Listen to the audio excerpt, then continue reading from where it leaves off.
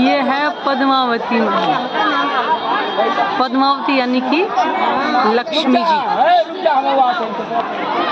लक्ष्मी जी ने एक बार विष्णु भगवान से पूछा कि हे नाथ, तुम किसका ध्यान करते हो? तो विष्णु भगवान ने बोला, हे कमले, करोड़ों कल्पों में भी वर्णन करना मुश्किल है। मैं ये नहीं बता सकता कि मैं किसका ध्यान करता हूँ। लक्ष्मी जी ने बहुत उनसे आग्रह किया, वो फिर भी नहीं मानी और पूछती नहीं कि हे नाथ, किसका ध्यान करते हो? तो उन्होंने एक दिन कहा कि या तो मेरे को बताओ कि किसका ध्यान करते हो या फिर मैं तप करने के लिए जाती हूँ।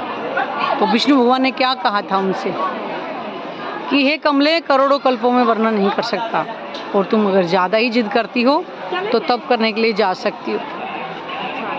लक्ष्मी जी ने कहते कि 7 कल्पां तक तपस्या करी थी ये पूछने के लिए कि विष्णु भगवान किसका ध्यान करते हैं। क्षीर सागर ब्रह्मा जी विष्णु भगवान के पास गए, क्योंकि बहुत ज़्यादा उन्होंने तप किया तो अग्नि अग्नि होने को लगा। तब उन्होंने कहा कि हे नाथ, वो क्या पूछना चाहेंगे तो आप उनको बता दीजिएगा। तो विष्णु भगवान बोला कि अब मुझे थोड़ा इल्हाम हुआ, यानी कि अब मुझे थोड़ा हुक्म हुआ है। तो वो लक्ष्मी जी जहाँ तप कर रही थी वहाँ करने के लिए गए थे। उसके बाद वहाँ जा कर के लक्ष्मी बोला कि लक्ष्मी जी, जब मेरे अंदर आकर के लीला करेंगे तब मैं तुम्हें ये बता दूंगा कि मैं किसका ध्यान करता हूँ। तो द्वापर के अंदर श्री कृष्ण जी का तन था और विष्णु भगवान के अंदर उन्होंने आकर के लीला करी थी।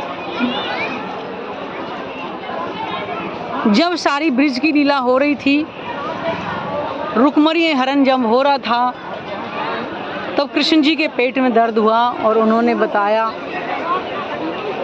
कि कोई चरणामृत दे दे कोई भक्त, तो मेरा पेट का दर्द ठीक हो जाएगा। तो किसी ने भी पूरे ब्रह्मांड के अंदर नहीं दिया था। फिर कृष्ण जी ने जाके बोला कि जाओ ब्रिज में राधा के पास जाओ, वो तुम्हें अवश्य ही देंगी, क्योंकि राधा जी का प्रेम था कृष्ण जी के साथ। इस भेद को संसार में कोई जानता नहीं, आखिर राधा जी को श्यामा जी भी क्यों करके, परमात्मा की बाएं जो विराजमान जो राधा जी थी, उनकी जो आत्मा थी श्यामा जी की राधा जी के अंदर आई हुई थी।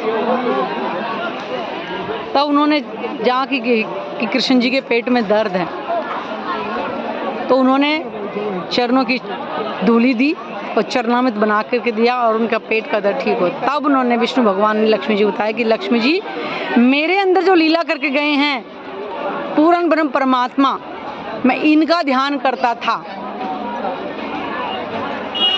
तब लक्ष्मी जी ने कहा कि अच्छा, तो मैं भी उनका दर्शन करना चाहती हूँ। तो यहाँ से थोड़ी ही दूरी पे, अभी यहाँ से आगे जाएंगे तो वहाँ पे किलकिला नदी पड़ती है। उस किलकिला नदी के किनारे पर ही आकर के लक्ष्मी जी ने तप किया था। जब प्राणनाथ जी विक्रम संवत 1740 में यहाँ पधारे थे, तो लक्ष्मी जी उनके चरण स्पर्श करके बैकुंठ वापिस गई थी। तब प्राणनाथ जी ने उनको पद्मावती का नाम दिया था और इसी कारण से इसको पद्मापुरी धाम पन्ना जी बोला जाता है। तब से यहाँ ही किलकिला नदी के पास में ही इनका मंदिर बनाया है। ये महिमा है आज यहाँ पे पद्मावती मंदिर।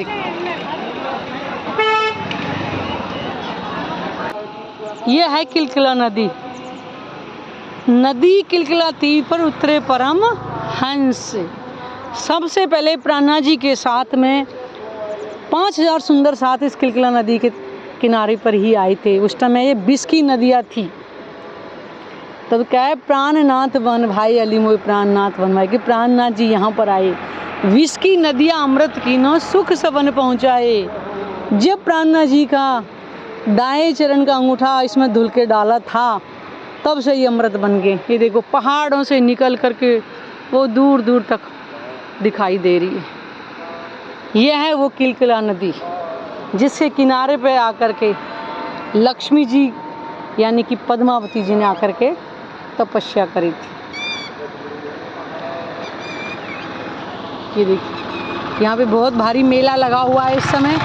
यहाँ पे लोग आकर के ये देखिए नहा भी रहे हैं, कपड़े भी धुल रहे हैं यहाँ पे, क्योंकि बहुत भारी संख्या में यहाँ पे 5-7 लाख लोग यहाँ पे आए हुए हैं बाहर से। शरद पूर्णिमा का मेला है पद्मापुरी धाम पन्ना जी में। यहाँ पर ये देखिए, यहाँ पे कितनी हरियाली है। ये है पद्मापुरी धाम पन्ना जी का महत्व। ये देखिए, बोलो श्री प्राणनाथ प्यारे की जय।